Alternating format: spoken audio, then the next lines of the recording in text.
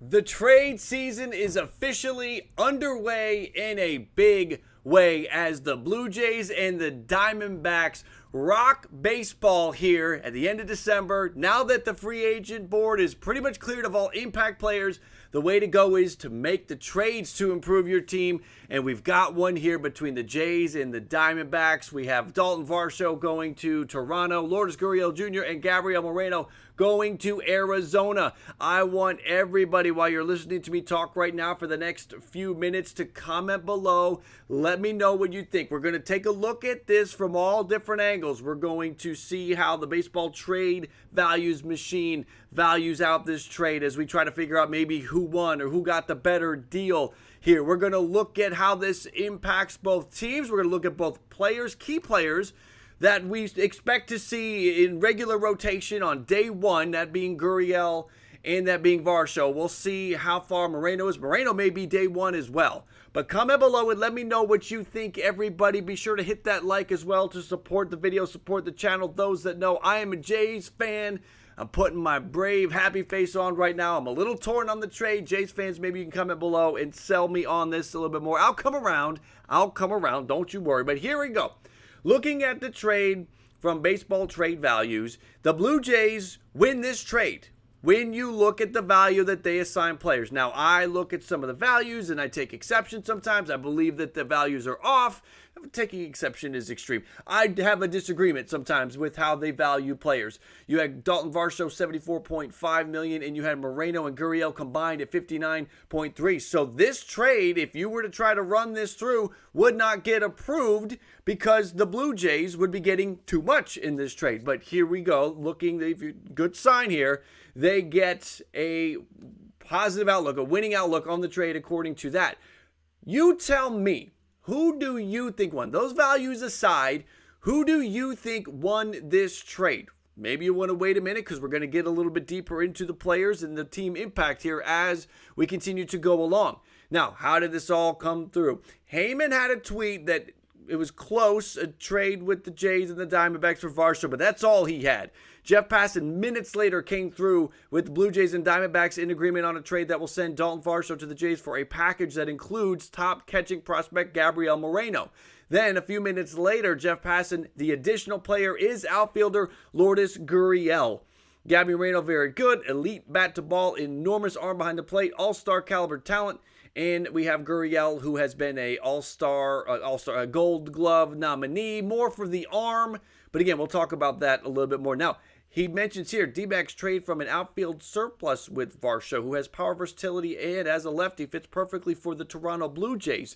Now, you're trading an outfielder out and you're getting another outfielder back. So they still have a surplus at outfield, does Arizona. Is there another trade that Arizona is going to make? If you think that there's more coming from a Diamondbacks perspective, comment below. D-backs fans, do you anticipate more moves because you still have the same number of outfielders you had before this trade?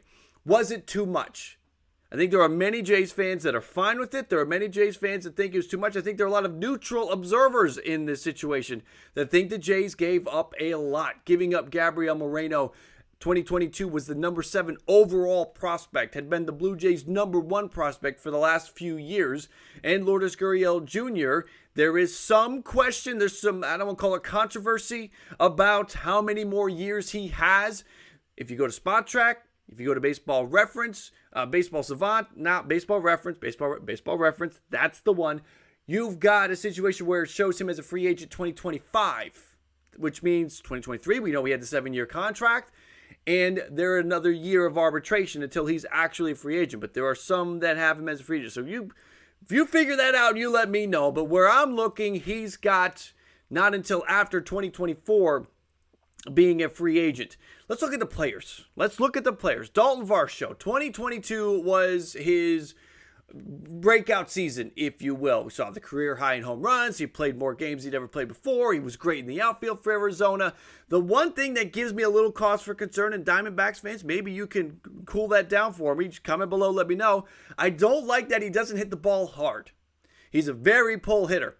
I don't like that he does not hit the ball hard. You see the hard hit rate, the average exit velocity is not good. I don't like that he strikes out more than I would like. This chase rate, the whiff rate, the walk rate, not in a good spot. But again, outs above average. An outfielder jump is great. Barreling up the ball to his 70th percentile, despite the fact that he swings and misses a lot. Listen, if he can cut down on the strikeouts, there's an all-star season coming for Daulton Varsho. Heading to Arizona, Lourdes Gurriel Jr. Now, the power was down this past year, but we've seen him reach 20 home runs in 2021, or 21 home runs in 2 different seasons. So there's a little bit of pop there, not a ton. I think Varsho certainly profiles to have more pop than Lourdes Gurriel Jr. But when you're looking at a guy, you don't have a high strikeout rate, you don't have a high swing and miss rate. That's not turning into walks. It's not turning into walks. But he's still hitting the ball hard despite not barreling it up as much as maybe you would like to see. He's got a great arm out there in left field. Defensively, the jump, the outs above average, the run saved, that's not where you're necessarily looking. But a corner outfielder that can give you a good, listen, he's a good hitter. I think that you'll take that. And Gabriel Moreno, looking at how he has ranked out over the last few years, ranked as the Jays' #1 prospect 2022 in season for 2022, the #1 prospect for 2023, the #8 prospect back in 2021. He's been one of the top prospects for the Toronto Blue Jays. And again, 2022, Baseball America ranked him #7 in all of baseball. Taking a look at how this is going to impact the teams. The Blue Jays now, as Fangraphs has updated, they have Daulton Varsho hitting 6th. So and quite frankly, 5 or 6 is where I do see him slotting in. One impact bat, lefty bat, to me is not enough. And I've been saying that for a while now, that I was hopeful that Toronto would get 2. Because Daulton Varsho is now going to be on an island. Kevin Kiermaier is not an impact lefty bat. You wanted Varsho, you wanted something else. Maybe there's another move to be had. I don't know. But one lefty bat full of righties, out the impact lefty bat, feels like there would have been nice to have one more. Now, maybe Kevin Biggio has a bounce-back season, but you're going to be platooning Biggio wherever. You put him in there, exchange him in and out with Witt. You can move him in different outfield spots. So the lefty bat situation for Toronto, while they get one, I don't think the big problem was solved, because I personally would have liked Toronto to have 2 impact lefty bats after this offseason is done. Now, there's still plenty of time, but you're running out of trade pieces now. So we'll see how the Jays do. And again, Arizona, how it's looking for you guys. You slide Lourdes Gurriel Jr. in there. There's the lefty. Look at this. You've got a lefty, a switch, a lefty, a righty, a lefty, a few righties, a lefty. That's what that looks like? That's amazing.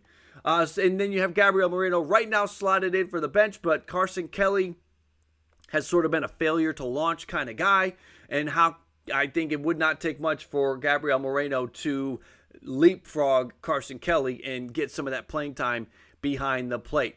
I do want to know, who do you think won this trade? Did Arizona win? Did Toronto win? Comment below and let me know what you think. Some don't like this question, but it does fuel conversation, and I love to hear and see some of your takes on the issue as well. Again, make sure to comment below, everybody. I am interested in how the Toronto Blue Jays, one element that is sort of lives with everything Toronto does, is Vladimir Guerrero Jr. You have now traded 2 of his buddies away.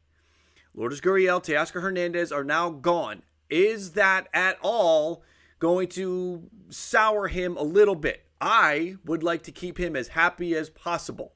But the Toronto Blue Jays, in the interest of trying to upgrade the club, they get the lefty bat, they get a bullpen arm, they trade away 2 of his buddies. Not just 2 of his friends, but 2 fan favorites are on the way out. And you bring in Kiermaier, which is he's not a guy that's necessarily resonated positively with the fan base because of his time in Tampa and rubbing fans the wrong way, the whole card thing and all of that. And Daulton Varsho, I've seen him do it once. I want to see him do it again. This is just my thoughts on the issue. You guys comment below and let me know what you think. I do not want to get into a rant situation. I do like this trade for Arizona. I think you get the ceiling is very high with Moreno. I think Lourdes Gurriel is going to give you some really nice stuff in the outfield as well. Again, you can't run on Gurriel. He's got a great arm, and he hits for you. He'll hit around 300, close to 300. If he's not, the worst it'll get is like 270, 275. And the times that we've seen the average dip to that low, that's when we've seen the 20 home runs from Gurriel. So, yes, the power was down, but the doubles were up last year.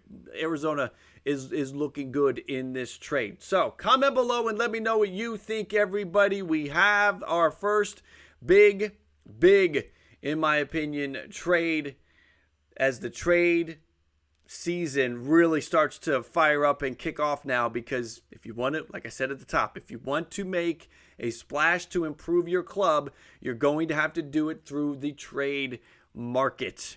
Again, comment, let me know what you think, everybody. That is going to do it for this one. So make sure to hit that like if you have not yet. Hit that like on the way out and subscribe so you don't miss any of the upcoming content. I do appreciate you coming in. Ballcap Nation, I salute you. Thank you for your support. Thank you for coming in. I will add some links to some of my other content for you to check out here now. Appreciate you coming in, and I'll catch you next time.